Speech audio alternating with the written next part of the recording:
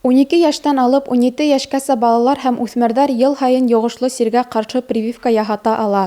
Бындай мөмкинлек Һаулыҡ һаҡлау министрлығының яңыртылған документына ярашлы булдырылды.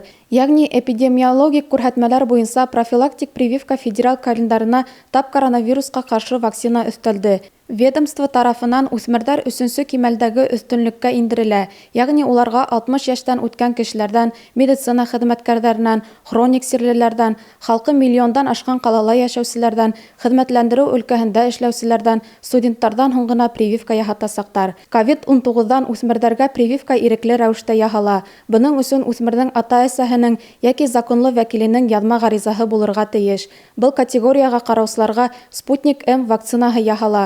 Прививка Рәсәйҙә 18 йәштән өлкәндәргә һалынған Спутник-В вариантының 5 тапҡыр еңеләйтелгән төрө. Ул да 2 компоненттан тора һәм һәр береһе араһында 21 көн үтергә тейеш.